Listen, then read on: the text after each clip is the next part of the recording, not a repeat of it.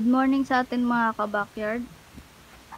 So, i-check natin ngayon kung napisa na ba lahat ng itlog ng Bengala na pinalimlim natin dito sa ating native na manok.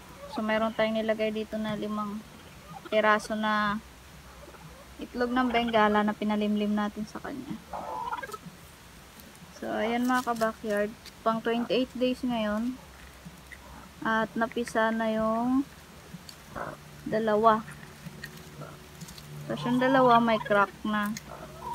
Bali, kukunin na natin tong dalawa na to mga ka-backyard. Lagay na natin sa ating brooder. Para makaano na sila agad. Hindi na siya maipit dito. So, ito yung ating dalawang cute na lavender color ng ating Bengala. Napaka-cute nila mga ka-backyard. So, ilalagay na natin to sa brooder.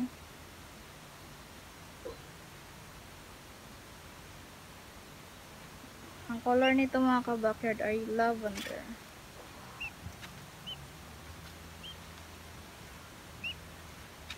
So, mamaya check natin ulit kung mapisa na rin yung iba pa dong naiwan.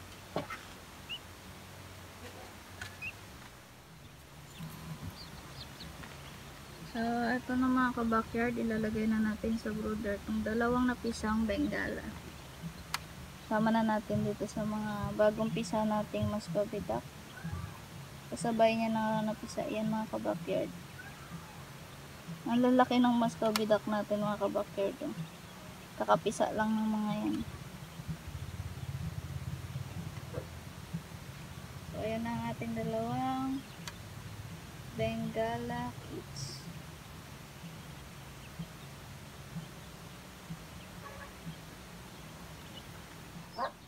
So, ito na yung setup natin mga ka-backyard sa ating brooder. Yung ilaw natin is 25 watts lang. Tapos, ayan yung mga sisiyo. May konting pagkain na sila. At yung kanilang vitamins. Ayan.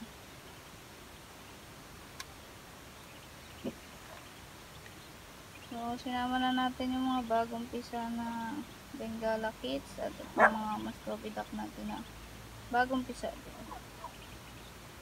So, ayan lang ang update sa atin mga ka-backyard. Sa ating napisang Bengala kids.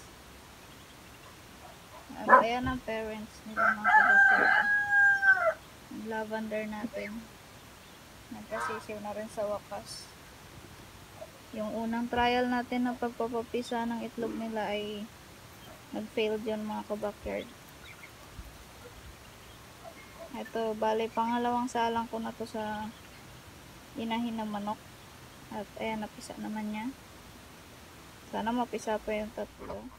So, i-check na natin ulit kung napisa na yung dalawa pang may crack na sisiyo na itlog ng Bengala kanina.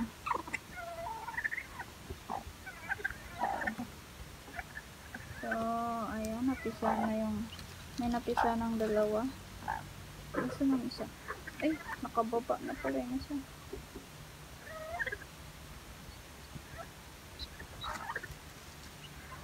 So, bali, isang itlog na lang yung hindi napipisang. So, kunin na natin tong dalawa at ilagay na rin natin doon sa ating brooder.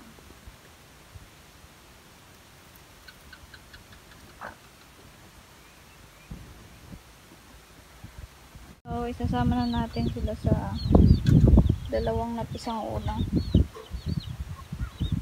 Nalagay na natin sa brooder.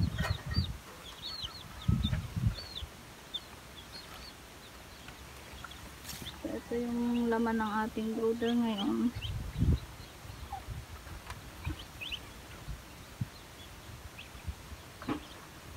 So, meron na tayong 4 na napapisa na sisiw ng Bengala.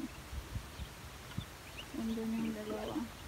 Ngayon ko lang na-realize mga ka-backyard na hindi pala ganun kadali magpapisa ng itlog ng Bengala at hindi rin pala siya ganun kadali magparami.